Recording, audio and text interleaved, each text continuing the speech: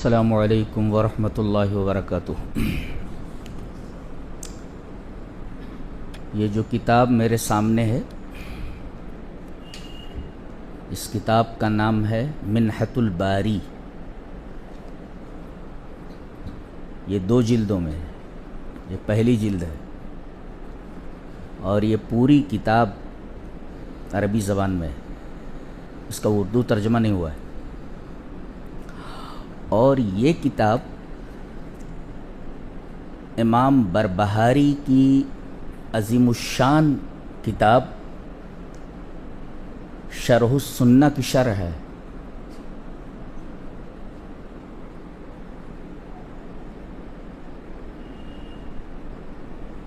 شرح السنہ کی یہ شرح جس کو ہم آپ کے سامنے بیان کرنے کی کوشش کر رہے ہیں، یہ بے حد علمی ہے اور بہت ہی دلچسپ ہے۔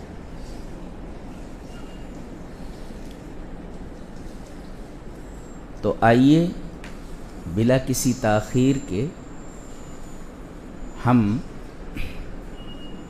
کتاب کے آغاز کی طرف آتے ہیں۔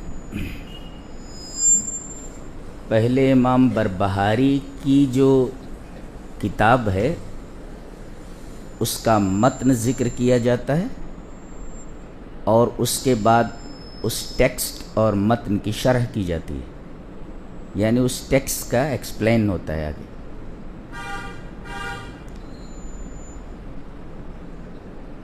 متن کیا ہے پڑھتے ہیں۔ قال المصنف رحمہ اللہ تعالی، مصنف رحمہ اللہ فرماتے ہیں کہ الحمدللہ الذی ہدانا للاسلام، تمام تعریفیں اس اللہ کے لیے ہیں جس نے ہمیں اسلام کی ہدایت عطا فرمائی ہے۔ دوسرے، ومن علینا بہ، اور اسلام کی طرف ہدایت دے کر ہمارے اوپر بڑا زبردست احسان فرمایا ہے۔ تو پہلی چیز کیا ہے؟ اسلام کی طرف ہدایت، اور دوسری چیز ہے اسلام دے کر کے اللہ تبارک و تعالی نے ہمارے اوپر بہت بڑا احسان فرمایا ہے۔ تیسرے، وَأَخْرَجَنَا فِي خَيْرِ أُمَّةٍ، اور ہمیں سب سے بہترین امت میں پیدا فرمایا ہے۔ ان چیزوں میں تمام تعریفیں اس اللہ کی جس نے ہمیں اسلام کی ہدایت دی، ایک۔ دوسرے، ہدایت دے کر کے ہمارے اوپر بڑا زبردست احسان فرمایا ہے کہ اس سے بڑا احسان کوئی ہو ہی نہیں سکتا ہے۔ تیسرے، اللہ تبارک و تعالی نے ہمیں سب سے بہترین امت میں پیدا فرمایا ہے۔ آگے فرماتے ہیں فَنَسْأَلُهُ التَّوْفِيقَ، ہم اللہ تبارک و تعالی سے توفیق مانگتے ہیں۔ کس چیز کی؟ لِمَا يُحِبُّ وَيَرْضَى، اس چیز کی جس کو وہ پسند کرتا ہے اور جس سے وہ راضی ہوتا ہے۔ یعنی یہ کہتے ہیں کہ اے اللہ، مجھے یہ توفیق عنایت فرما کہ میں وہ کام کروں جسے تو پسند کرے اور جس کام سے تو راضی ہو۔ اچھا، والحفظ مما یکرہ ویسخط، میرے رب میں اس چیز کی بھی توفیق مانگتا ہوں کہ یہ چیز صرف تیری توفیق ہی سے مجھے مل سکتی ہے۔ کیا؟ حفاظت مانگتا ہوں میں۔ کس چیز سے حفاظت؟ جس چیز کو اللہ ناپسند کرتا ہے اور جس چیز سے ناراض ہوتا ہے۔ آپ دیکھ رہے ہیں یہاں پہلے کہا گیا یحبو، اور اس کے مقابلے میں لایا گیا یکرہو، گویا کہ پسندیدگی کا عین اپوزٹ کراہت ہے۔ पसंदीदगी ना पसंदीदगी, ये हुआ। युहिब्बो के मुकाबले में यकरहु, और उसके बाद यरदा जिससे वो राज़ी होता है, उसके मुकाबले में यस्खतु जिससे वो नाराज़ होता है। तो पसंदीदगी के मुकाबले में नापसंदीदगी, और रज़ामंदी के मुकाबले में गज़ब और नारज़ामंदी। ये तो है टेक्स्ट, मतन है। ये जो शारे हैं इसके, वो आगे इसकी वजाहत करते हैं, एक्सप्लेन करते हैं इसका क्या मतलब है। कहते हैं कि सबसे पहले कहा गया कि अल्हम्द, अल्हम्द, तो ये हम्द किसे कहते हैं? मा माना अल्हम्द? जैसे हम लोग पढ़ते हैं ना, अल्हम्दुलिल्लाहि रब्बिल आलमीन, वो कह रहे हैं कि हम्द कहते किसको हैं? यहाँ पूरी ज़िंदगी गुजर जाती है आदमी को अल्हम्दुलिल्लाह रब्बिल आलमीन पढ़ते हुए, लेकिन उसे हम्द का सही माना मालूम नहीं होता। ऐसे नहीं लाज जूते खा रहे हो पूरी दुनिया में, ऐसे ही है। तो ये कह रहे हैं कि हम्द कहते किसको हैं?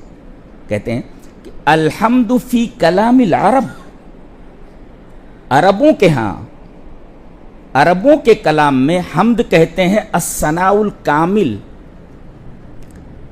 कामिल तारीफ को।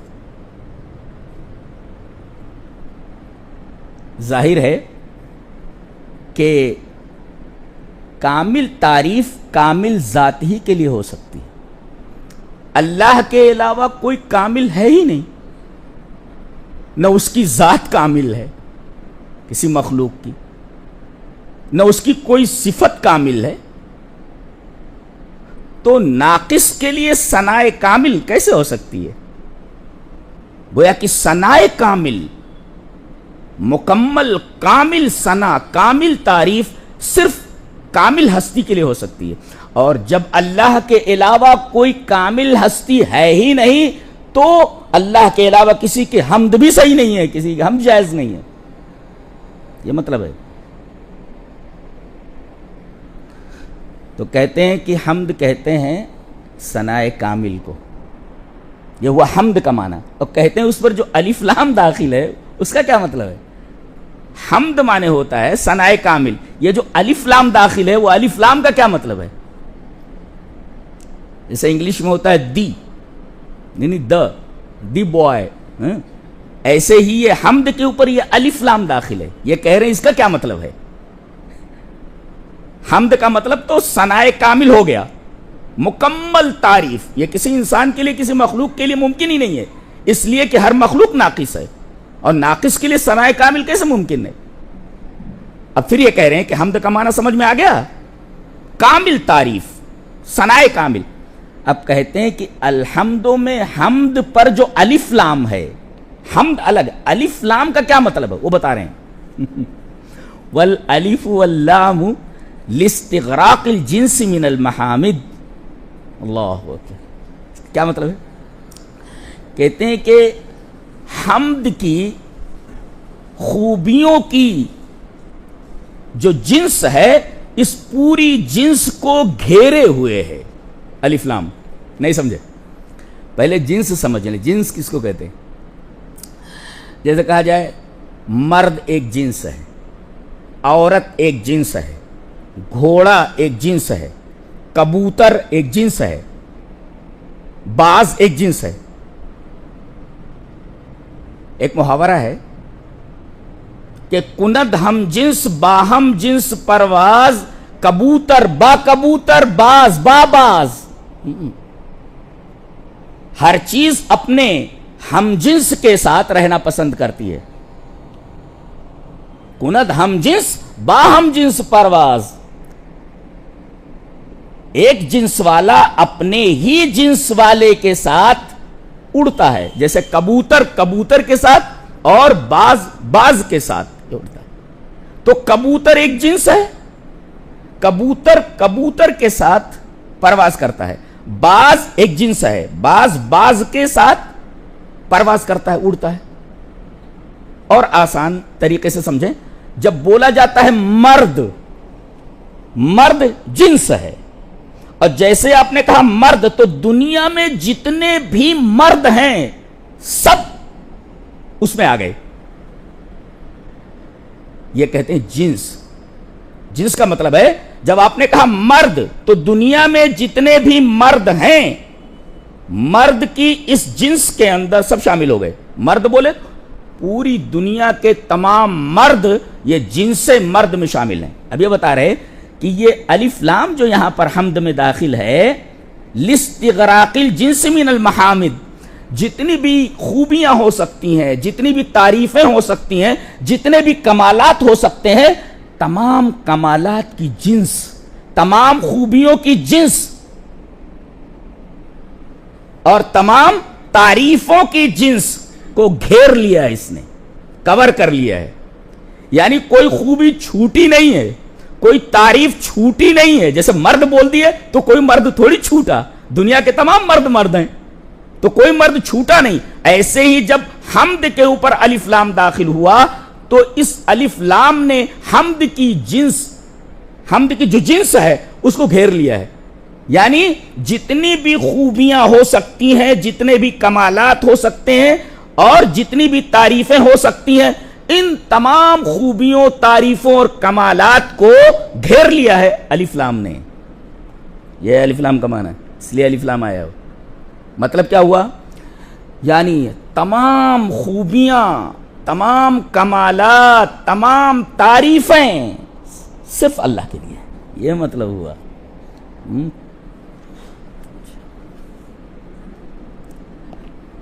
اس کے بعد ابن تیمیہ رحمہ اللہ کا ایک پیرا نقل کرتے ہیں. یہ کیا کہتے ہیں؟ بہت دلچسپ ہے. قال شیخ الاسلام ابن تیمیہ والحمد ضد الذم والحمد خبر بمحاسن المحمود مقروم بمحبته والذم خبر بمساوی المذموم مقرون ببغضه فلا يكون حمد المحمود الا مع محبته ولا يكون ذم المذموم الا مع بغضه وهو سبحانه له الحمد في الاولى والاخره. یہ ابن تیمیہ کی عبارت ہے. بہت دلچسپ ہے. شیخ الاسلام ابن تیمیہ فرماتے ہیں کہ حمد کی جو ضد ہے، حمد کی جو اپوزٹ ہے، الٹا، یہ ذم ہے. ذم انہوں نے نقل کیا ہے اس کو کہ حمد کا اپوزٹ، حمد کی ضد ذم ہے. یا یوں کہے کہ حمد یہ ذم کی ضد ہے، اور حمد خبر بمحاسن المحمودی مقرون بمحبتہ، اور حمد یہ جس کی آپ تعریف کر رہے ہیں محمود کی خوبیوں کو بیان کرنا ہے محبت کے ساتھ. اللہ اکبر. حمد کے اندر ایک اور بات داخل ہے. کسی کی آپ تعریف کرتے ہیں تو آپ کے دل میں اس کے لیے نفرت بھری ہوئی ہوتی ہے. ہاں، لیکن حمد کے اندر ضروری ہے کہ آدمی تعریف کرے، حمد کرے تو حمد کہتے ہی ہیں کہ تعریف کرے آدمی، ساتھ میں محبت ہو. اگر تعریف کر رہا ہے مگر محبت نہیں ہے تو یہ حمد نہیں ہے. کیا بات. مطلب یہ کہ جب ہم الحمدللہ رب العالمین کہیں تو ہمارا دل اللہ تبارک و تعالیٰ کی محبت سے معمور ہو. یہ سمجھ میں آیا؟ زندگی بھر الحمدللہ رب العالمین کہتے رہتے، معلوم بھی نہیں کہ حمد کہتے کس کو ہیں. کتنی عجیب بات ہے. بتا رہے ہیں والحمد خبر بمحاسن المحمود، جس کی آپ تعریف کر رہے ہیں اسے محمود کہتے ہیں، جس کی تعریف کی جائے، اس کی خوبیاں، اس کے کمالات آپ بیان کر رہے ہیں، تو اس خوبی کے بیان کرنے کے ساتھ ساتھ جس کی خوبی بیان کر رہے ہیں اس سے محبت بھی ضروری ہے. صرف تعریف کریں آپ، محبت نہ ہو تو اسے حمد نہیں کہتے. اللہ اکبر. اور اس کا الٹا ذم ہے. کسی کی آپ برائی کر رہے ہیں تو جس کی برائی کی جا رہی ہے اس کے تعلق سے آپ کے دل کے اندر کینہ ہونا چاہیے، بغض ہونا چاہیے. حمد میں جس کی آپ تعریف کر رہے ہیں اس سے محبت ہونی چاہیے، اور جس سے آپ نفرت کر رہے ہیں اور جس کی آپ مذمت کرنے جا رہے ہیں اس کے تعلق سے آپ کے دل میں کینہ اور بغض ہونا چاہیے. وہی بتا رہے ہیں وَالذَّمُّ خَبَرٌ بِمَسَاوِي الْمَذْمُومِ مَقْرُونٌ بِبُغْضِهِ، یہ بغض کے ساتھ ملا ہوا ہونا چاہیے. اب آگے فیصلہ کرتے ہیں. فَلَا يَكُونُ حَمْدُ الْمَحْمُودِ إِلَّا مَعَ مَحَبَّتِهِ، حمد ہوگی ہی نہیں جب تک کہ محمود کی محبت آپ کے دل میں نہ ہو، تب تک حمد نہیں ہوگی. لہذا جب آپ الحمدللہ رب العالمین کہیں تو اس کے ساتھ ساتھ اللہ تبارک و تعالیٰ کی محبت سے آپ کا دل معمور ہونا چاہیے. یہ بتانا چاہ رہے فَلَا يَكُونُ حَمْدُ الْمَحْمُودِ إِلَّا مَعَ مَحَبَّتِهِ، جب تک محبت نہ ہو حمد اسے نہیں کہا جا سکتا. گویا کہ تعریف پلس محبت از اکول ٹو حمد، تعریف پلس محبت از اکول ٹو حمد. اگر محبت نکال دی جائے تو وہ تعریف حمد نہیں کہی جا سکتی. یہ مطلب اس کا. اچھا، اس کے بعد آگے فرما رہے ہیں کہ حمد کی اہمیت سمجھتے ہو، حمد کی اہمیت سمجھتے ہو. انہوں نے تو مختصر انداز میں اس حدیث کی طرف اشارہ کر دیا ہے. میں نے پوری حدیث نقل کی ہے جیسے کہ میری عادت ہے. مصنف آگے لکھتے ہیں، یعنی یہ شارح کہہ رہے ہیں حمد کا مطلب سمجھتے ہو کہ حمد کیا چیز ہے؟ اول ما نطق به آدم، اللہ تبارک و تعالی نے جب آدم کو بنایا، بنانے کے بعد ان کو چھینک آئی. حدیث پڑھ لیتے پہلے.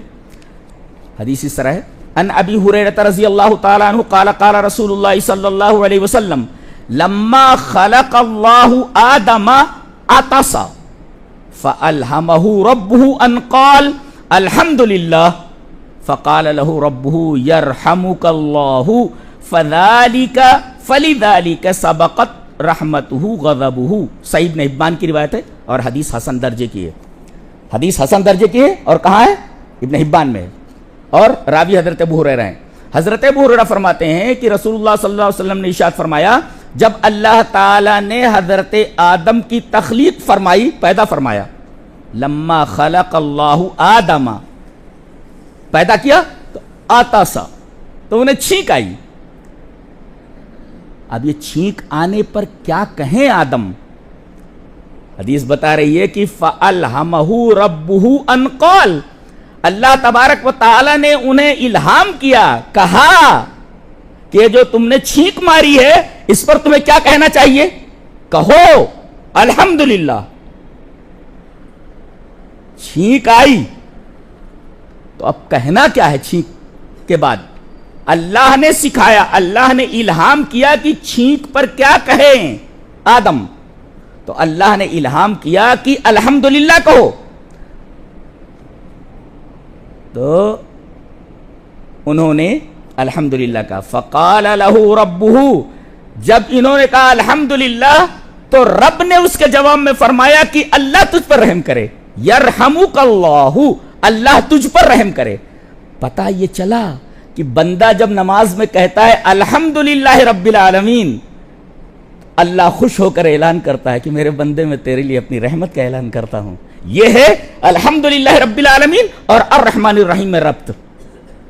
بندہ جب نماز میں کہتا ہے الحمدللہ رب العالمین اور خالی بولتا ہی نہیں ہے بلکہ یہ جس کی تعریف کر رہا ہے یعنی اللہ کی محبت سے اس کا دل معمور ہو. جب حمد کیا اس نے، کہا الحمدللہ رب العالمین، تو پھر اعلان ہوا کہ میرے بندے تو نے الحمدللہ رب العالمین کہا، میں اپنی رحمت کا اعلان کرتا ہوں تیرے اوپر. اللہ، یہاں دیکھو اللہ نے سکھایا کہ الحمدللہ کہے، اور جب انہوں نے الحمدللہ کہا تو اللہ تبارک تعالیٰ فرما رہا ہے یرحمک اللہ، اللہ تیرے اوپر رحم کرے. گویا کہ الحمدللہ کا جواب یرحمک اللہ ہے، الحمدللہ کا جواب اللہ تبارک و تعالیٰ کا رحم ہے الحمدللہ کہنے والے پر. اور اب ایک نکتہ بتا رہے ہیں نبی کریم صلی اللہ علیہ وسلم. کیا بتا رہے ہیں؟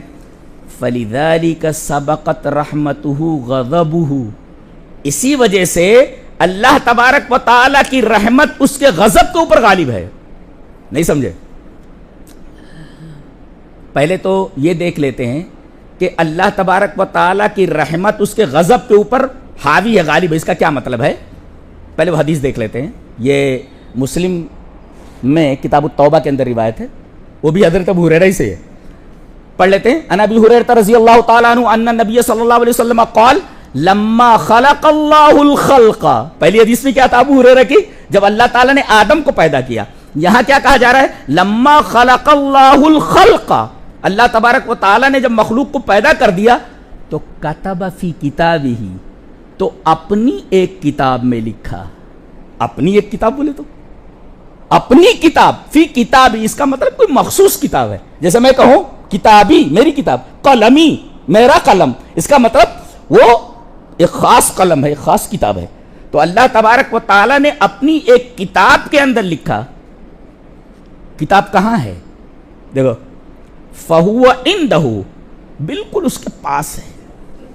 اللہ، ایک کتاب ہے، اس کی کتاب ہے، اور وہ کتاب کہاں ہے؟ اس کے بالکل پاس ہے. کہاں؟ عرش پر. تو پتہ یہ چلا کہ اللہ عرش پر مستوی ہے. یہ معلوم ہوا. یہ جو کہتے ہیں نا ہر جگہ کڑ کڑ میں ہے، صحیح نہیں ہے. تو وہ عرش پر مستوی ہے اور عرش پر ہی یہ کتاب ہے. اچھا، کہاں ہے یہ کتاب؟ عرش پر، بالکل اس کے بازو میں، بالکل اس کے پاس ہے. اللہ اکبر. تین باتیں معلوم ہوئی. اپنی کتاب میں لکھا، یعنی کوئی خاص کتاب ہے ایک. اور دوسرے، یہ ہے کہاں؟ یہ عرش کے اوپر ہے، اور عرش پر اللہ مستوی ہے. اچھا، یہ عرش پر کہاں ہے؟ اندہو، بالکل اس کے نیئر، قریب ہے. اس کتاب میں کیا لکھا ہے؟ کتبہ، اللہ نے کیا لکھا ہے مخلوق کو پیدا کرنے کے بعد؟ ان رحمتی تغلب غضبی، میری رحمت میرے غصے پر، میرے غضب کے اوپر غالب ہے، حاوی ہے. نہیں سمجھے؟ میرے غضب کے اوپر میری رحمت حاوی ہے. ما معنی، کیا مطلب ہے اس کا؟ چلیے اس کو ایک آیت کریمہ سے پروف کرتے ہیں. اللہ اکبر. اس کی شرح اللہ تبارک و تعالی نے خود فرمائی ہے اپنی کتاب عزیز قرآن حکیم میں. کیا فرمایا؟ اللہ اکبر. عذابی اصیب بہ من اشاء، یہ میرا جو عذاب ہے میں جس کو چاہوں دوں، جس کو چاہوں نہ دوں. عذابی اصیب بہ من اشاء، جس کو میں چاہوں یہ عذاب دوں، یہ میرا عذاب ہے. تو دیکھو ہاں، وہ اللہ نے فرمایا میری کتاب ہے. یا قرآن میں کہا جا رہا ہے وہ میرا عذاب ہے، وہ عذابی میرا عذاب ہے وہ، اور میں جس کو چاہوں دوں اور جس کو چاہوں نہ دوں عذاب. لیکن وَرَحْمَتِي وَسِعَتْ كُلَّ شَيْءٍ، میری رحمت ہر چیز کو گھیرے ہوئے ہے. اب بتائیے، عذاب جس کو چاہے دے گا، سب کو نہیں، لیکن رحمت سب کے اوپر حاوی ہے. تو اس آیت کریمہ سے ثابت ہوا کہ اللہ تبارک و تعالیٰ کی رحمت اس کے غضب کے اوپر غالب ہے. اس کو اور آسان انداز سے سمجھاتا ہوں. مثلا ایک آدمی ہے، اللہ تبارک و تعالیٰ کے کسی حکم کو توڑتا ہے. وہ مثلا اللہ نے حکم دیا ہے کہ نماز ادا کر اپنے وقت پر، اب وہ نماز چھوڑ دیتا ہے. ظاہر ہے کہ یہ جرم ہے، اللہ تبارک و تعالیٰ کے حکم کی نافرمانی ہے. اب ظاہر ہے کہ اس نے جرم کیا ہے. اب کیا کرنا چاہیے؟ مجرم کو جرم کے وقت ہی قرار واقعی سزا دی جانی چاہیے، یہ قانون کہتا ہے. پولیس جب پکڑتی ہے کسی کو، کسی جرم میں ملوث آدمی کو، تو پہلے وہیں مارنے لگتی ہے، اس کے بعد پکڑ کے لے جاتی ہے، پھر ایف آئی آر وغیرہ درج ہوتا ہے. جی، اس لیے کہ جرم اس نے کیا ہے، وہ اس مار کا مستحق ہے. لیکن اللہ تبارک و تعالی فوراً مجرم کو نہیں پکڑتا ہے، ڈھیل دیتا ہے. کیوں؟ دیکھو، قانون کا تقاضا یہ تھا کہ مجرم کو آن دا اسپاٹ، جگہ ہی پر قرار واقعی سزا دی جائے، لیکن اللہ فوراً سزا نہیں دیتا، ڈھیل دیتا ہے. ایک اور دوسرے بندہ اگر اپنے اس گناہ کی معافی مانگ لے رو کر کے تو اللہ اس کو معاف کر دیتا ہے. یہ کیا ہے؟ یہ گناہ کیا اس نے، ڈھیل دی گئی، رحمت ہے یہ. اور توبہ کیا اس نے، اللہ نے معاف کر دیا. تو اللہ کی رحمت اس کے غضب کے اوپر غالب ہے کہ نہیں ہے؟ غالب ہے. اچھی طرح سمجھ میں آ گیا نا؟ ہاں یہ ہے. اس کے بعد کہہ رہے ہیں کہ نبی کریم صلی اللہ علیہ وسلم کا جو نامی ہے محمد، یہ لکھ رہے ہیں محمد، یہ اسی لفظ حمد سے بنا ہے. اس کا جو روٹ ورڈ ہے محمد کا وہ ہے میم دال ہے. اور محمد کا معنی کیا ہے بتا رہے ہیں یہ، المحمد الذی کثرت خصالہ المحمودہ. محمد اس ذات کو کہا جاتا ہے جس کی اتنی تعریف کی گئی ہو کہ دنیا میں اللہ کے بعد اس سے زیادہ کسی کی تعریف نہ کی گئی ہو.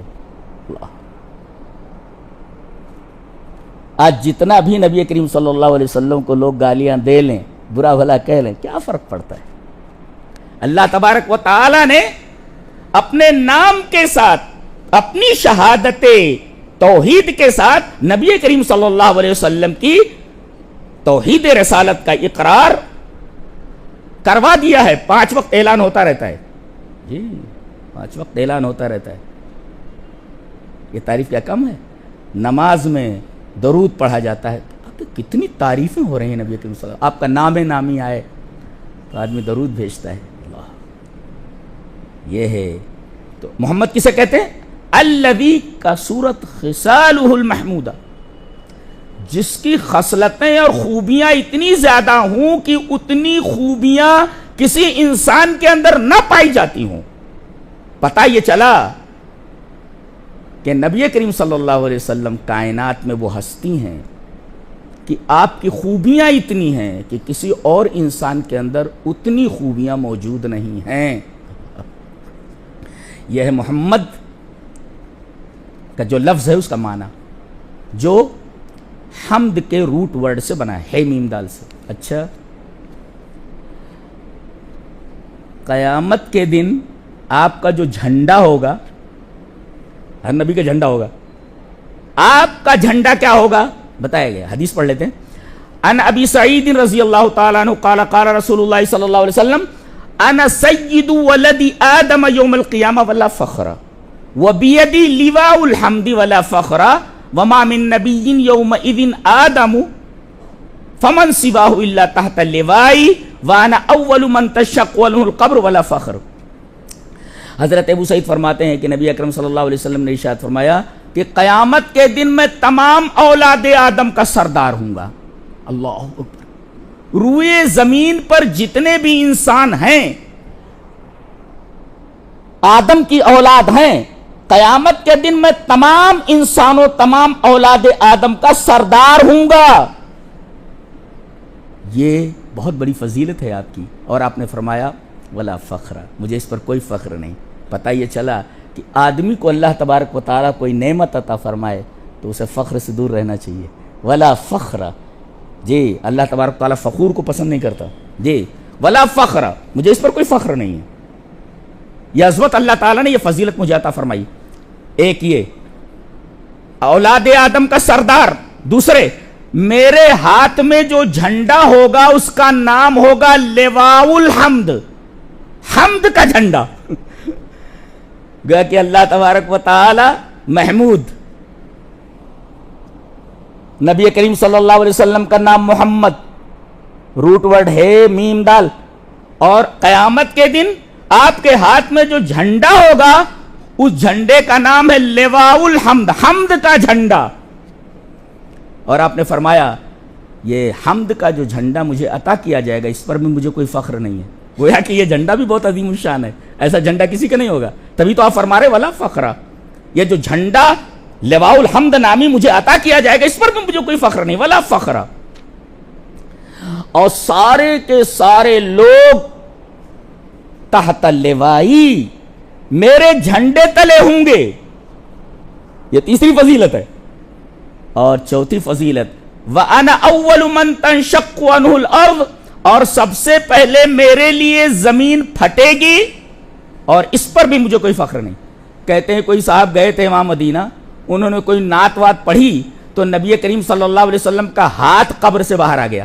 ظاہر ہے کہ یہ جھوٹی بات ہے, اس حدیث کے خلاف ہے, اس لیے کہ ہاتھ نکلنے کے لیے ضروری ہے کہ قبر پھٹے, اور یہاں کہا جا رہا ہے سب سے پہلے زمین میرے اوپر پھٹے گی. کب؟ قیامت کے دن. قیامت سے پہلے آپ کی قبر پھٹنے کا سوال ہی پیدا نہیں ہوتا. لہذا یہ کہنا کسی کی نعت پڑھنے کی وجہ سے آپ کا ہاتھ باہر آ گیا, تو ہاتھ باہر آنے کے لیے ضروری ہے کہ قبر پھٹے, اور حدیث کہہ رہی کہ قیامت تک, قیامت سے پہلے ہاتھ آپ کا نہیں نکلے گا. کیوں؟ اس لیے کہ قبر پھٹے گی نہیں, اس لیے کہ ہاتھ نکلنے کے لیے ضروری ہے کہ آدمی کا ہاتھ اس وقت نکلے گا جب قبر پھٹ جائے. اچھا, تو آپ کے ہاتھ میں حمد کا جھنڈا ہوگا, اور ہم لوگ کون؟ جنہوں نے سچی اتباع کی ہے نبی کریم صلی اللہ علیہ وسلم کی. یہ نہیں کسی پیر کو کھڑا کر دیا نبی کے مقابل میں, کسی امام کو کھڑا کر دیا نبی کے مقابل میں, کسی شخصیت کو کھڑا کر دیا نبی کے مقابل میں, وہ نہیں. جنہوں نے سچ مچ محمد صلی اللہ علیہ وسلم کی اتباع کی ہوگی اور الحمدللہ رب العالمین کا جملہ اپنی زبان سے نکالا ہوگا اللہ تبارک و تعالی کی محبت کے ساتھ, تو وہ کون لوگ ہوں گے قیامت کے دن؟ کا نام کیا ہوگا؟ حمادون. کیا بات ہے. نمازوں میں جیسے ہم نماز شروع کرتے ہیں الحمدللہ رب العالمین کہتے ہیں کہ نہیں کہتے ہیں اللہ, تو ہم حمادون نہیں ہوں گے تو کون ہوگا؟ ہم حمادون نہیں ہوں گے تو کون ہوگا؟ حماد یا فعال کے وزن پر مبالغہ کا صیغہ ہے, بہت زیادہ حمد کرنے والے. خوش ہو جاؤ کہ آپ حمادون ہیں. اور لواء الحمد کے, محمد صلی اللہ علیہ وسلم کے جھنڈے لواء الحمد کے تلے کون ہوں گے؟ حمادون ہوں گے. چلیے وہ روایت بھی پڑھ لیتے ہیں. عن ابن عباس رضی اللہ تعالیٰ عنہ, یہ روایت انہوں نے نقل کی ہے, مختصر ہے, میں نے پوری نقل کی ہے. عن ابن عباس رضی اللہ تعالیٰ عنہ عن النبی صلی اللہ علیہ وسلم قال اول من یدعا الی الجنت. سوال یہ پیدا ہوا کہ سب سے پہلے کس سے کہا جائے گا آؤ میری جنت میں؟ کون لوگ بلائے جائیں گے کہ میری جنت میں آ جاؤ؟ نبی کریم صلی اللہ علیہ وسلم فرمایا سب سے پہلے ان لوگوں کو جنت کی طرف بلایا جائے گا جو حمادون ہوں گے. اللہ اکبر. گویا کہ حمادون کو سب سے پہلے جنت کی طرف بلایا جائے گا کہ آؤ جنت میں. سب سے پہلے داخل ہونے والے کون؟ الحمادون. یہ حمادون کون ہیں؟ ان کی ایک صفت بتائی گئی, الذین یحمدون اللہ فی السراء والضراء, جو خوشی اور غم, خوشی آئے تب بھی, غم میں مبتلا ہوں تب بھی اللہ تبارک و تعالیٰ کی حمد کرتے رہتے ہیں. جو خوشی اور غم میں اللہ تبارک و تعالیٰ کی حمد کرتے رہتے ہیں در حقیقت یہ حمادون ہیں, اور قیامت کے دن سب سے پہلے انہی لوگوں کو بلایا جائے گا کہ آئیں اور جنت میں داخل ہو جائیں. یہ جو حدیث ہے رومیہ اسنادہ بالضعف, اس حدیث کے اوپر ضعف کا حکم لگایا گیا ہے, لیکن کہا گیا کہ اس کے جو بہت سارے شواہد ہیں وہ اسے موقوف ٹھہراتے ہیں بعض سلف سے, جیسے ابن جبیر وغیرہ. بہرحال قابل استدلال ہے یہ, اسی وجہ سے صاحب منہۃ الباری نے اس کو نقل کیا ہے. اچھا, زندگی بھر الحمدللہ رب العالمین کہتے رہے, اور ہمارا جنازہ اٹھا تو الحمدللہ رب العالمین کے ساتھ, الحمدللہ رب العالمین کے ساتھ. بڑے بدنصیب ہو جو نماز جنازہ میں سورہ فاتحہ نہیں پڑھتے. تو ہماری زندگی پوری الحمدللہ رب العالمین کے ساتھ گزری, اور دنیا سے گئے تو الحمدللہ رب العالمین کے ساتھ گئے, اور نبی کے پرچم کے نیچے جس کا نام لواء الحمد ہے, اور ہم ہی ہیں جن کی صفت حمادون ہے کہ بلایا جائے گا ان کو سب سے پہلے جنت میں دخول کے لیے کہ آ جاؤ. اول من یدعا الی الجنت الحمادون الذین یحمدون اللہ فی السراء والضراء, جو خوشی اور غم میں اللہ تبارک و تعالیٰ کی حمد کرتے ہیں. اس کے بعد اللہ نے فرمایا سورہ یونس کے اندر, نقل کیا ہے صاحب منہۃ الباری نے, کیا وآخر دعواہم ان الحمدللہ رب العالمین. جنتی جنت میں داخل ہو گئے, یہ کون ہیں؟ حمادون ہیں. اچھا, جنت میں پہنچ گئے تو جنتیوں کی آخری پکار کیا ہوگی؟ الحمدللہ رب العالمین. یہ سورہ یونس کی آیت ہے. جنتیوں کی آخری پکار کیا ہوگی؟ الحمدللہ. کب آخری پکار؟ کب آخری پکار بھائی؟ میں نے لکھا جنتیوں کو جب تمام انعامات سے نواز دیا جائے گا، یہاں تک کہ ایک نعمت رہ جائے گی. کون سی؟ دیدار الہی. ہے بعد میں ہم اس پہ بحث کریں گے. اللہ فرمائے گا اور کچھ چاہیے؟ ساری نعمتیں دیے جانے کے بعد کچھ اور چاہیے؟ جنتی کہیں گے اے ہمارے رب کیا نہیں دیا تو نے ہم کو؟ سب کچھ تو دے دیا ہے. کہا کہ ایک چیز رہ گئی ہے. کیا؟ میرا دیدار. پھر اس کے بعد پردہ ہٹے گا. کیا آپ کو ایسا نہیں لگتا یہ دنیا اتنی حسین ہے؟ لوگ کہاں کہاں جاتے ہیں گھومنے کے لیے، حسین چیزیں دیکھنے کے لیے. کیا آپ کے ذہن میں کبھی یہ بات نہیں آئی کہ اس کا بنانے والا کتنا جمیل ہوگا؟ دیکھنے کی تمنا نہیں ہے آپ کو؟ اللہ تعالی ہمیں جنت کی سب سے بڑی نعمت دیدار الہی نصیب فرمائے. اللہ ہم دیکھنا چاہتے ہیں کہ اتنی خوبصورت کائنات بنانے والا کتنا جمیل ہوگا. اللہ کتنا جمیل ہوگا. پیار آ جاتا ہے تمام چیزوں کو دیکھ کر کے، پڑھ کر. تو جنتیوں کو جب تمام نعمتیں عطا کر دی جائیں گی، نوازشوں کی بارش کر دی جائے گی، انعامات بڑھا دیے جائیں گے، اللہ اپنا دیدار کرا دے گا. کہتے ہیں دیکھنے کے بعد جنت کی ساری نعمتیں پھیکی ہو جائیں گی. کیسا ہوگا واللہ؟ اندازہ لگائیے، اندازہ لگائیے. جنت کی نعمتیں ہی کیا ہے؟ کانوں نے سنا نہیں، آنکھوں نے دیکھا نہیں، دل میں کسی کا اسی جیسی نعمت کا خیال نہیں گزرا ہوگا. بتائیے ایسی نعمتیں ملنے کے بعد، وہ نعمت دیدار الہی کے بعد ایسی نعمتیں ہیچ ہو جائے تو کیسا ہوگا وہ؟ اندازہ لگائیے. اللہ اکبر. تو ساری چیزیں مل جانے کے بعد، تمام انعامات مل جانے کے بعد، جنتیوں کی جو آخری پکار ہوگی اس کی طرف اشارہ ہے سورہ یونس کی آیت میں. وآخر دعواہم ان الحمدللہ رب العالمین. جنتیوں کی آخری پکار ہوگی الحمدللہ رب العالمین. اللہ اکبر. کیا سمجھ میں آیا؟ سب سے پہلے ہمارے باپ نے اپنی زبان سے کیا نکالا؟ الحمدللہ. زندگی بھر ہم سورہ فاتحہ پڑھتے رہے الحمدللہ رب العالمین. اٹھے تو نماز جنازہ میں الحمدللہ رب العالمین. اور جنت میں داخل ہو رہے ہیں تو وہی حمادون داخل ہو رہے ہیں.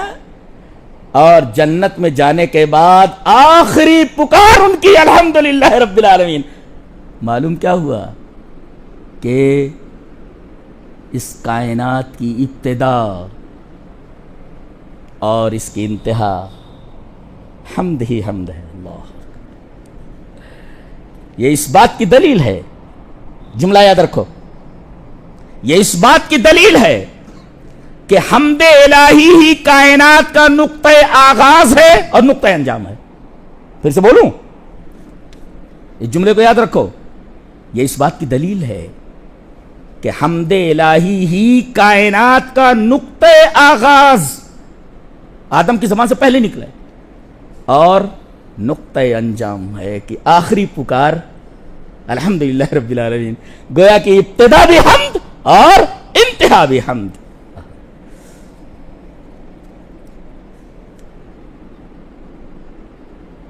دنیا میں بہت سارے مرتبے، بہت سارے عہدے اور مناصب لوگوں کو عطا کیے جاتے ہیں، انعامات دیے جاتے ہیں، فلاں کے ہاتھوں فلاں کے ہاتھوں. لیکن ایک مقام ایسا ہے جس پر صرف ایک ہی ذات کو سرفراز کیا جائے گا، اور اس مقام کا نام ہے مقام محمود. وہ بھی حمد ہی سے بنا ہے. وہ اس کا بھی روٹ ورڈ ہے میم دال ہی ہے. چلیے پڑھ لیتے ہیں، حدیث پڑھ لیتے ہیں. یہ حدیث صحیح بخاری کی ہے، کتاب تفسیر القرآن میں. یہ حدیث کا ہے بخاری شریف کتاب تفسیر القرآن میں. ان آدم ابن علی قال سمعت ابن عمر يقول ان الناس يصيرون يوم القيامة جسا كل امة تتبع نبيها يقولون يا فلان اشفع يا فلان اشفع حتى تنتهي الشفاعة الى النبي صلى الله عليه وسلم فذلك يوم يبعثه الله المقام المحمود. فذلك يوم یبعثہ اللہ المقام المحمود. آدم ابن علی کہتے ہیں کہ میں نے ابن عمر سے سنا کہ نبی اکرم صلی اللہ علیہ وسلم فرماتے ہیں، ابن عمر فرماتے ہیں کہ ان الناس یسیرون یوم القیامت جسن، کہ تمام کے تمام انسان قیامت کے دن جماعتیں ہو جائیں گے. یہ جماعت، یہ جماعت، یہ جماعت. جسن ہے، یہ جسوتن کی جمع ہے. جسوتن اے خطوتن، جسوتن برابر خطوتن. جسوتن کا مطلب ہوتا ہے جماعت، اور جسن اسی کی جمع ہے. اے جماعاتن، جماعتوں میں ہو جائیں گے. اور ہر امت اپنے نبی کے پیچھے آئے گی اور کہے گی دیکھیں ہم آپ کے امتی ہیں، آپ سفارش کیجئے. وہ کہیں گے یا فلان اشفع، سفارش کیجئے. کوئی تیار نہیں ہوگا سفارش کے لیے. حتی تنتہی الشفاعۃ الی النبی صلی اللہ علیہ وسلم، سارے کے سارے جناب محمد رسول اللہ صلی اللہ علیہ وسلم کے پاس آ جائیں گے. فرمایا گیا یہ وہ دن ہوگا، فذالک یوم، یہ وہ دن ہوگا یبعثہ اللہ المقام المحمود، اللہ تبارک و تعالی آپ کو مقام محمود پر بٹھائے گا. آ جائیے آپ مقام محمود پر. جو گویا آپ کو جو مقام عطا ہوگا، عزت کا مقام، عظمت کا مقام، وہ مقام محمود ہوگا. اس حدیث سے معلوم ہوا.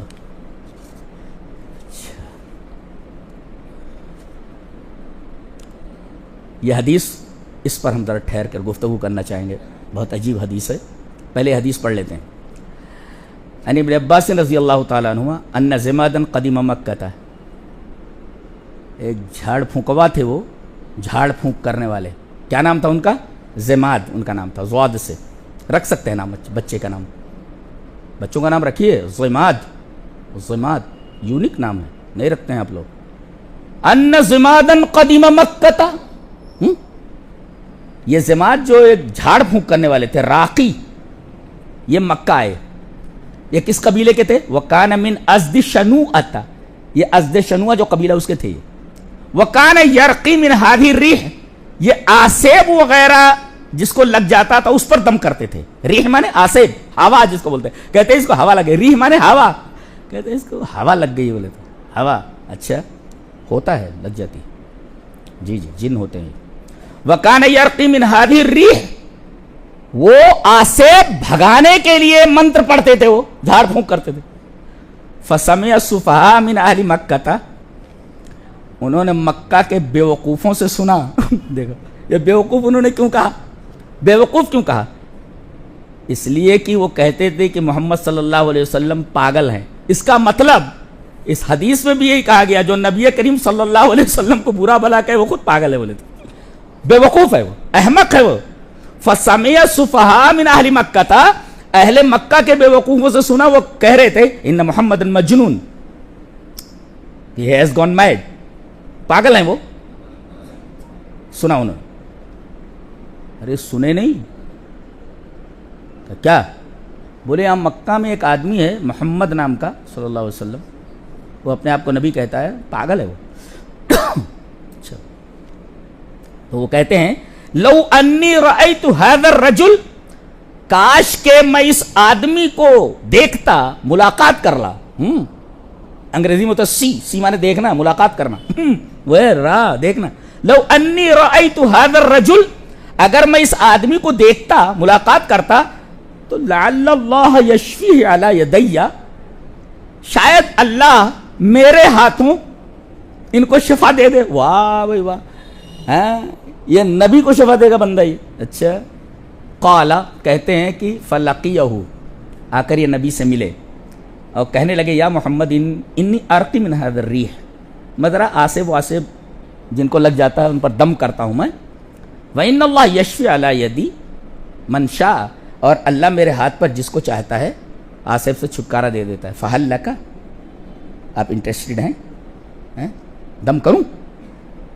فقال رسول اللہ صلی اللہ علیہ وسلم، کہا کہ سنو تم پہلے کیا؟ الحمدللہ، پہلے حمد، نحمدہ، حمد، کیا بات ہے کیا بات ہے. الحمدللہ نحمدہ ونستعینہ، من یہدہ اللہ فلا مضل لہ ومن یضلل فلا ہادی لہ، واشهد ان لا الہ الا اللہ وحدہ لا شریک لہ وان محمدا عبدہ ورسولہ. پہلے اللہ کی حمد، بعد میں توحید کی گواہی، اور اس کے بعد رسالت کی گواہی. توحید ہی تو سب کچھ ہے، اور اس پوری کتاب کے اندر اسی کو موضوع بحث بنایا گیا ہے، توحید کی، اس کی عظمت کو نکھارا گیا. ہم آگے بیان کریں گے، آپ حیران رہ جائیں گے. ایسی کتاب ہے یہ، جی مجھے بہت اچھی لگی. جو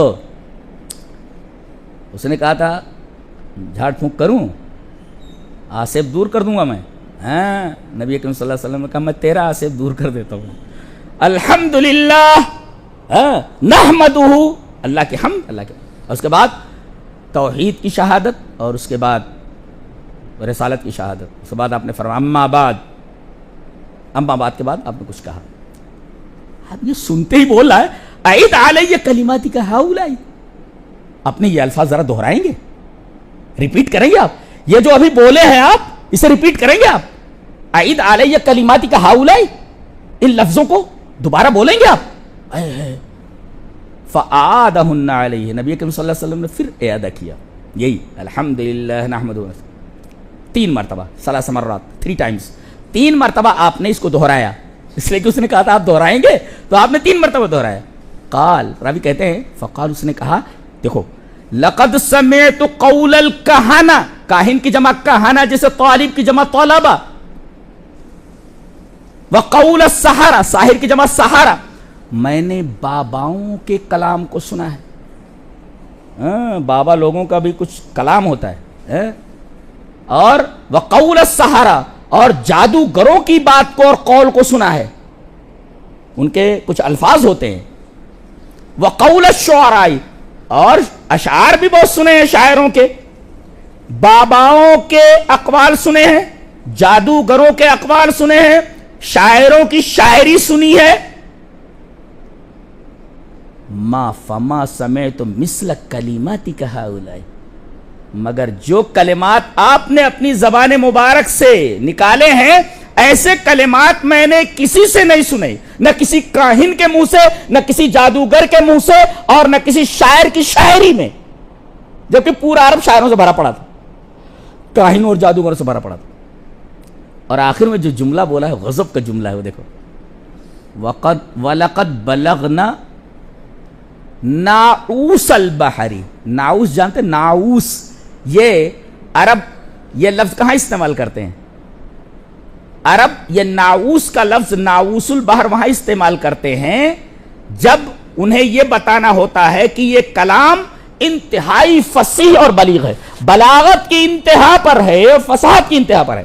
ناؤس کا مطلب ہوتا ہے ناؤس القار، العمق، ڈیپتھ، تہ. تو ناؤس کا مطلب ہوتا ہے ڈیپتھ، تہ.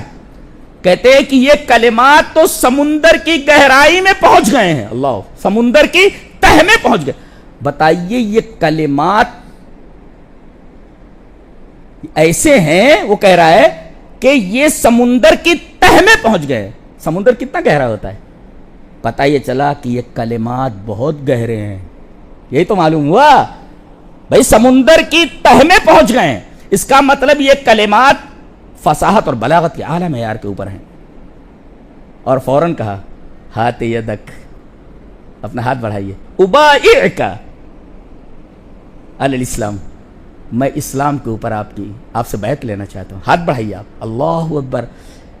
یہ الحمد، نحمہ، اور اس طریقے سے جو ہے توحید کی گواہی، ان تمام چیزوں کو سن کر کے فوراً اس نے اپنا ہاتھ بڑھایا کہ اللہ کے رسول اپنا ہاتھ بڑھائیے، میں آپ سے اسلام کے اوپر بیعت کرنا چاہتا ہوں. جماعت وہیں اسلام لے آئے. نبی کریم صلی اللہ علیہ وسلم نے فرمایا کہ ٹھیک ہے آپ نے تو بیعت کر لی، وعلی قومک، اپنے واسطے سے اپنی قوم کے لیے بھی اسلام پر بیعت لے لو. کہا کہ اللہ کے رسول میں انہیں دعوت دوں گا، میری بات مانتے ہیں میری قوم کے لوگ، میرے قبیلے کے لوگ سب مسلمان ہو جائیں گے. اور ایسا ہی ہوا، سارے لوگ مسلمان ہو گئے. نبی نے فرمایا وعلی قومک، میں اپنے واسطے سے اپنی قوم کے اوپر بھی اسلام کی بیعت لے لو. قال وعلی قومی، میں اپنی قوم کے اوپر بھی اسلام کی بیعت لیتا ہوں. ایک واقعہ ہوا، آگے اس واقعے کی بات کہی جا رہی ہے. فبعث رسول اللہ صلی اللہ علیہ وسلم سریۃ، ایک لشکر آپ نے بھیجا جس کے اندر تقریباً 400 लोग थे, अरबों में रजुल, 400 आदमी से उस लश्कर के अंदर आपने भेजा।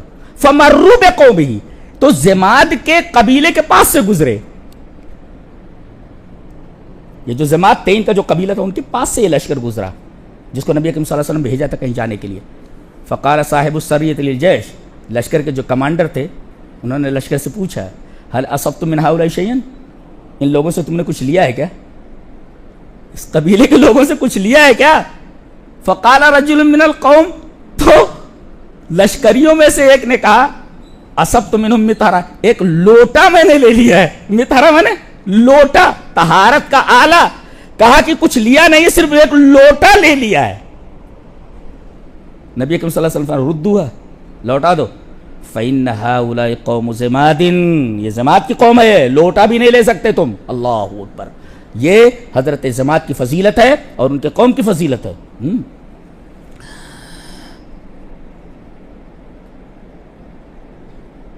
इससे क्या पता चला? ये कहते हैं कि मैं आज से भगा देता हूं रुकिया करके। तो क्या रुकिया किया जा सकता है? यहां रुककर हम पहले एक हदीस पढ़ लेते और उसके बाद हम बताएंगे आपको कि इसलिए कि रुकिया का ताल्लुक भी तौहीद से है। अन औफ इब्न मालिक रज़ियल्लाहु तआला अन्हु क़ाल कुन्ना नरक़ी फ़िल जाहिलिय्यति फ़क़ुलना या रसूलल्लाह कैफ़ तरा फ़ी ज़ालिक फ़क़ाल इरिज़ू अलैया रुक़ाकुम ला बास बिर्रुक़ा मा लम तकुन शिरकन रवाहु अबू दाऊद फ़ी किताब अत-तिब। हज़रत इमाम अबी दाऊद रहमहुल्लाह इस पूरी हदीस को ऐसे किताब अत-तिब के अंदर लाए, अबू दाऊद के अंदर। औफ इब्न मालिक कहते हैं कि हम लोग जाहिलियत में झाड़ फूंक करते थे, झाड़ फूंक करते थे। इस्लाम लाए तो हम नबी करीम सल्लल्लाहु अलैहि वसल्लम के पास आए और कहा कि अल्लाह के रसूल, हम जाहिलियत में झाड़ फूंक करते थे, कैफ़ तरा फ़ी ज़ालिक, इस बारे में आप क्या बोलते हैं, झाड़ फूंक करें या ना? फ़क़ाल इरिज़ू अलैया रुक़ाकुम, ये जो पढ़ करके फूंकते हो जरा वो मुझे पढ़कर सुनाओ, क्या पढ़कर फूंकते हो? ला, फिर आपने एक उसूल बताया, ला बासा बिर्रुक़ा मा लम तकुम शिरकन, चाहे वो अरबी में हो या उर्दू में हो या किसी भी जबान में हो, कैसा भी रुक़िया हो, कैसा भी मंत्र हो, अगर उसमें मुखालिफात शरइया ना हो और खास तौर से इस हदीस में जो बयान किया कि शिरक ना हो, शिरक ना हो, तो ऐसा रुकिया किया जा सकता है, लाबास, उसके अंदर कोई हर्ज नहीं। इस हदीस की रोशनी में शारहीन हदीस ने बताया है कि 3 शर्तों के साथ रुकिया करना जायज़ है और चौथी शर्त मेरी है। ये शारहीन हदीस ने 3 बताई हैं, चौथी मेरी मिला लो उसमें। क्या? पहली शर्त यह है किताबुल्लाहि व अस्माउहु, अल्लाह तबारक व तआला की किताब और फिर अल्लाह तबारक व तआला के अस्मा, क्या कह सकते हैं आप, कलामुल्लाहि व अस्माउहु, अल्लाह तबारक व तआला के कलाम और उसके अस्मा आप पढ़कर फूंक सकते हैं। ये तो हुआ, कुरान की आयत है, पढ़कर फूंक सकते हैं।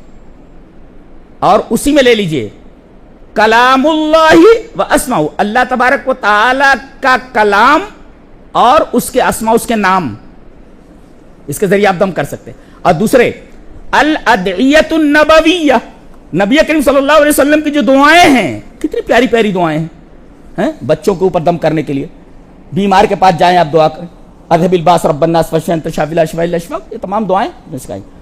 तो एक तो कलामुल्लाह, अल्लाह की किताब से, दूसरे अल्लाह के अस्मा से, और तीसरे अल अदइयतुन नबविय्या, नबी करीम सल्लल्लाहु अलैहि वसल्लम ने जो दुआएं सिखाई हैं। 3 ये हो गया एक। और दूसरे है अल लिसानुल मफहूम, आप जो पढ़ रहे हैं उसका कोई मतलब होना चाहिए, तमतमा नहीं होना चाहिए। तमतमा और तरतरा, इसको तरतरा बोलते हैं, इसको तमतमा बोलते हैं, क्योंकि कि तमतमा और तरतरा वगैरह नहीं होना चाहिए। अल्फाज साफ होने चाहिए, मुबहम नहीं होने चाहिए, पता चलना चाहिए कि आप क्या बोल रहे हैं। लफ्ज बोलिए, उसका माना होना चाहिए, उसके बाद हम फैसला करेंगे कि अल्फाज बोले जा सकते हैं कि नहीं। अल्फाज साफ होने चाहिए, मजहूल नहीं और मुबहम नहीं।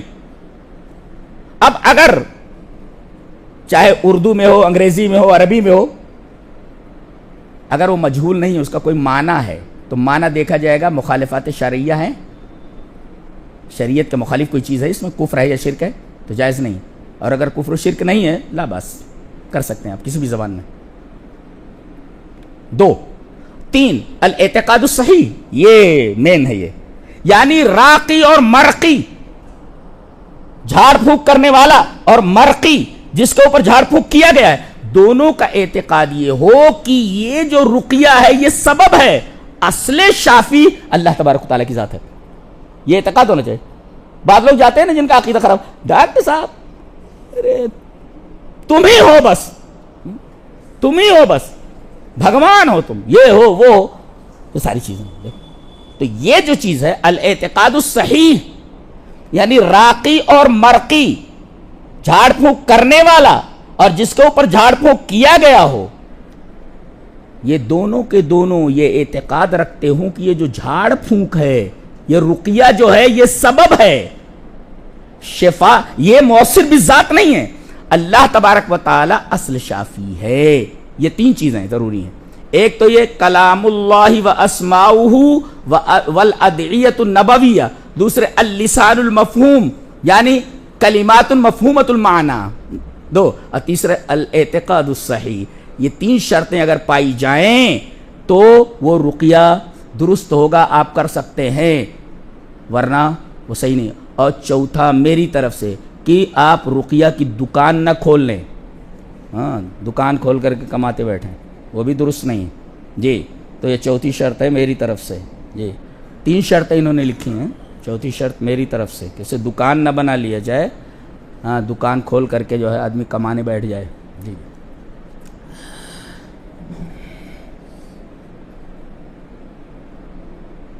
اس بات کو مضبوطی سے ذہن میں رکھیں، اس لیے کہ آج کل بہت چل رہا ہے یہ۔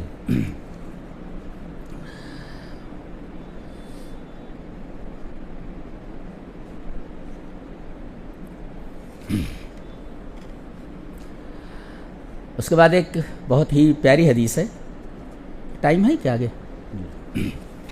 حدیث پڑھ لیتے ہیں، دیکھ لیں۔ عن مان ابن یزید رضی اللہ تعالیٰ عنہ ان نبی صلی اللہ علیہ وسلم قال استمعوا فی مساجدکم وکلما استمع قوم فلیوزنونی فاتانا اول من اتى فجلس فتکلم متکلم منا ثم قال ان الحمد للہ الذی لیس للحمد دونه مقصر ولا وراءه منفذ فغضب فقال فتلاومنا بيننا فقلنا اتانا اول من اتى فذهب الى مسجد اخر فجلس فيه فاتيناه فكلمناه فجاء معنا فقعد في مجلسه قريبا من مجلسه ثم قال الحمد لله الذي ما شاء جعل بين يديه وما شاء جعل خلفه وان من البيان سحرا ثم امرنا وعلمنا۔ رواه البخاری فی الادب المفرد۔ مان ابن یزید، ان کا ایک واقعہ ہے یہ جو راوی، اور یہ روایتیں بعد میں آ رہی ہیں۔ ان کے والد جو تھے انہوں نے صدقے کی ایک رقم نکالی اور مسجد میں لے گئے، یہ ہے مسجد میں لے گئے، ایسا مسجد میں لے گئے اور ایک آدمی کے سپرد کر دیا کہ کوئی مستحق آئے تو یہ میرا جو صدقہ ہے میں نے جو دیا ہے یہ اس کو دے دینا۔ مان ابن یزید خود پہنچ گئے، یہ بیٹا پہنچ گیا، کہا کہ میں صدقے کا مستحق ہوں، مجھے دے دو۔ اس آدمی نے صدقے کا وہ مال پورا کا پورا ان کو دے دیا، مان کو۔ وہ پیسہ لے کر کے آئے، رقم لے کر کے آئے یا جو بھی چیز تھی صدقے کی، ابا سے کہا انہوں نے، کہا یہ کیا کیا تو نے؟ میں نے تو تجھے دینے کا ارادہ نہیں کیا تھا، میں نے تجھے دینے کا ارادہ نہیں کیا تو نے لیا کیوں؟ اب یہ دونوں جھگڑنے لگے، کہا کہ اس کا فیصلہ نبی کریم صلی اللہ علیہ وسلم کی بارگاہ میں ہوگا۔ یہ آئے اور کہا کہ اللہ کے رسول، میں نے صدقے کی رقم نکالی اور مسجد میں ایک آدمی کو اس کا ذمہ دار بنا دیا کہ جو مستحق ہوگا صدقے کی رقم اسے دے دینا۔ یہ میرا بیٹا گیا اور صدقے کی وہ رقم لے کر کے آ گیا۔ حضرت مان نے کہا کہ اللہ کے رسول، میں صدقے کا مستحق ہوں، انہوں نے کہا کہ میں نے اپنے بیٹے کو صدقہ دینے کا ارادہ نہیں کیا تھا. دونوں نے اپنی اپنی بات پیش کر دی. نبی کریم صلی اللہ علیہ وسلم نے بڑی پیاری بات کہی. کہا تمہیں تمہاری نیت کا ثواب مل گیا. کن کو؟ باپ کو. اور مان سے کہا کہ تم مستحق تھے، لہذا یہ رقم تمہارے لیے جائز ہے. اللہ اکبر. یہ نکتہ ملا کہ بیٹا اگر صدقے کا مستحق ہے تو بیٹے کو بھی صدقہ دیا جا سکتا ہے. یہ بالکل عجیب بات ہے. یہ بیٹے کو بھی صدقہ دیا جا سکتا ہے. دیکھیے انہوں نے لے لیا. اور اس سے پتہ یہ چلا کہ اعمال کا دار و مدار نیت پر ہے. انما الاعمال بالنیات. آدمی نے نیت کر لی. اب اگر وہ ایسی جگہ صدقہ پہنچ گیا جو اس کی نیت کے مطابق نہیں تھا تو اس کو نیت کا ثواب مل گیا صدقے کا، اگرچہ وہ آدمی اس کو نہیں دینا چاہ رہا تھا، اس کے پاس پہنچ گیا. یہی معنی ابن یزید ہیں جو اس روایت کے راوی ہیں. وہ کہتے ہیں کہ نبی کریم صلی اللہ علیہ وسلم نے کہا کہ تم لوگ مسجد میں ذرا جمع ہو جاؤ. بولو سب جمع ہو جائیں مسجد میں. اور جب جمع ہو جائیں تو فلیوزنونی مجھے بتاؤ آ کر کے. جب سب لوگ جمع ہو جائیں تو آ کر کے مجھے بتاؤ. ایک آدمی سب سے پہلے آیا، وہاں بیٹھ گیا. نبی کریم صلی اللہ علیہ وسلم آ کر بیٹھے. بتایا گیا کہ سب آ گئے ہیں، آپ آئیے. پہلے ایک آدمی آ کر بیٹھا. پھر نبی کریم صلی اللہ علیہ وسلم آ کر بیٹھ گئے کہ سب آ گئے ہیں. فتکلم متکلم منا. ہم میں سے متکلم کھڑا ہوا. وہ مسجد میں سے وہ ایک آدمی کھڑا ہوا اور کہا ان الحمد للہ الذی لیس للحمد دونہ مقصر ولا وراءہ منفذ. فغضب. نبی کریم صلی اللہ علیہ وسلم غصے میں آ گئے اور اٹھ کر چلے گئے. حالانکہ باتیں بڑی اچھی تھیں. نبی کریم صلی اللہ علیہ وسلم نے ناگواری کا اظہار کیوں فرمایا؟ اس لیے کہ انہوں نے الفاظ ایسے استعمال کیے تھے جو تکلف سے خالی نہیں تھے. پتہ یہ چلا کہ لوگوں کے درمیان ایسے الفاظ نہیں استعمال کرنا چاہیے دعوت کے میدان میں جو تکلف لیے ہوئے ہوں. متکلف. اب یہ تکلف ہی تو ہے. میں نے تلاش کیا کہ نبی کریم صلی اللہ علیہ وسلم ناراض کیوں ہوئے. اس لیے کہ حمد تو ٹھیک ہے، اچھی ہے. تو شارحین نے لکھا کہ نبی کریم صلی اللہ علیہ وسلم نے ان کے جملے کے اوپر اعتراض اس وجہ سے کیا اور ناگواری کا اظہار اس لیے کہ یہ تکلف سے خالی نہیں تھا اور مشکل الفاظ تھے. چلیے ہم اس کی شرح کرتے ہیں. کیا مطلب ہے اس کا؟ بہت پیاری بات ہے. ان الحمد للہ الذی لیس للحمد دونہ مقصر. تمام تعریفیں اس اللہ کے لیے ہیں کہ لیس للحمد دونہ مقصر. اس جملے کا کیا مطلب ہے؟ مقصر کا مطلب ہوتا ہے حد بندی. قصر یعنی رکنے کی جگہ. رکنے کی جگہ. سادہ سا مطلب یہ ہے. میں اگر گہرائی میں جاؤں گا تو پھر وہ مطلب وہی ہو جائے گا کہ انہوں نے جو ہے اتنے مشکل الفاظ استعمال کیے تکلف سے خالی نہیں، تو میں بھی ایسے الفاظ استعمال کروں جو تکلف سے خالی نہیں. لہذا میں آسان انداز میں اس کا مطلب بتاتا ہوں. مطلب یہ ہے کہ بندہ کتنی بھی کوشش کرے وہ ایسے مقام پر تعریف کے پہنچ جائے. بندہ غور سے، بندہ کتنا بھی کوشش کرے کہ وہ اللہ کے انعامات نوازشات کی تعریف کر لے، کتنی بھی تعریف کر لے، اور پھر یہ کہے میں نے اللہ کی تعریف کا حق ادا کر دیا ہے، یہ نہیں ہو سکتا. اللہ کی تعریف کا حق ادا نہیں ہو سکتا. یہی جملے کا معنی ہے. بندہ کتنی بھی اللہ کی تعریف کر لے یہ نہیں کہہ سکتا میں نے اللہ تبارک و تعالیٰ کی تعریف کا حق ادا کر دیا ہے. اس کی تعریف کا حق ادا کوئی یہ نہیں کہہ سکتا میں نے اتنی تعریف کر دی ہے کہ میں نے اللہ تبارک و تعالیٰ کی تعریف کا حق ادا کر دیا ہے. یہی جملے کا مطلب ہے. لیس للحمد دونہ مقصر ولا وراءہ منفذ. اس کا کیا مطلب ہے؟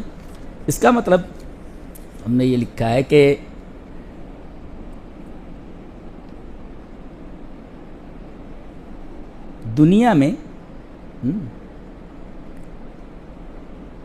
بندہ تعریف کرتے کرتے کسی مقام پر پہنچ جائے، دیکھو تعریف کرتے کرتے کسی مقام پر پہنچ جائے اور کہے کہ اب اس کے بعد اللہ کی تعریف کی گنجائش نہیں ہے، یہ بھی صحیح نہیں ہے۔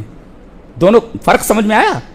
بندہ کتنی بھی کوشش کر لے تعریف کرنے میں، یہ نہیں کہہ سکتا کہ میں نے اللہ تبارک و تعالیٰ کی تعریف کا حق ادا کر دیا، یہ پہلے ٹکڑے کا مطلب ہے جی، لیس دونہم اکثر کا۔ اور ولا وراءہ منفذ کا مطلب یہ ہے کہ بندہ تعریف کرتے کرتے کسی مقام پر پہنچ جائے اور کہے کہ اب آگے اللہ تبارک و تعالیٰ کی حمد کی کوئی گنجائش نہیں رہی، حمد کا سلسلہ ختم ہو گیا، ایسا کبھی نہیں ہوتا ہے۔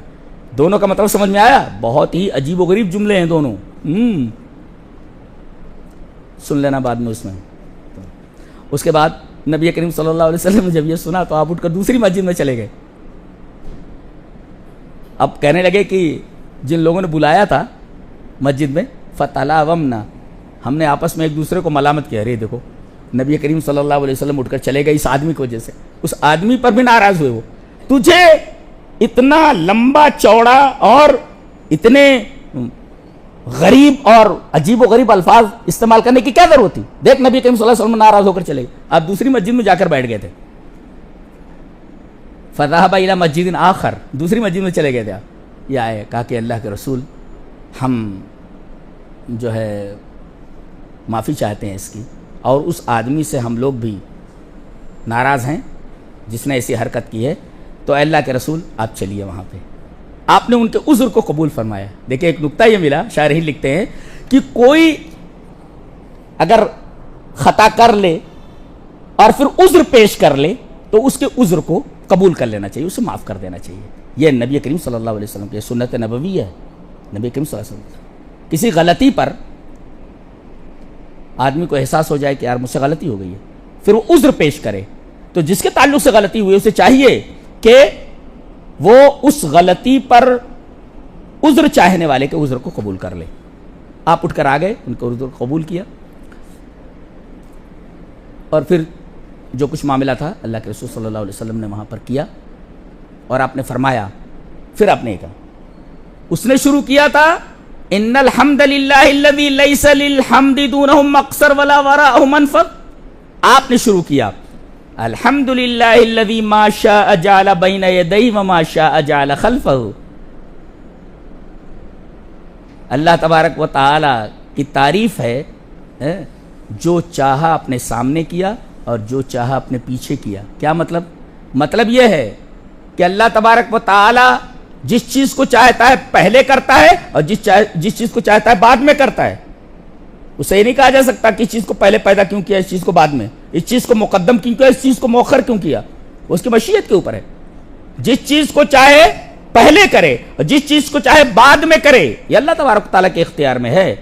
اور پھر آپ نے فرمایا وَإِنَّ مِنَ الْبَيَانِ سِحْرًا، بعض بیان جو جادو ہوتے ہیں، وہ در حقیقت وہی انداز تھا اس آدمی کا، جی بعض بیان جادو ہوتے ہیں۔ ثم امرنا وعلمنا، پھر نبی کریم صلی اللہ علیہ وسلم نے کچھ احکام دیے اور ہمیں کچھ تعلیم دی۔ یہ رہا آج کا پہلا جو ہے درس، انشاءاللہ سلسلہ وار یہ درس چلتا رہے گا۔ ہے بہت دلچسپ، بہت علمی کتاب ہے۔ اللہ ہمیں نیک عمل اور اچھی سمجھ کی توفیق عطا فرمائے۔ وآخر دعوانا الحمدللہ رب العالمین۔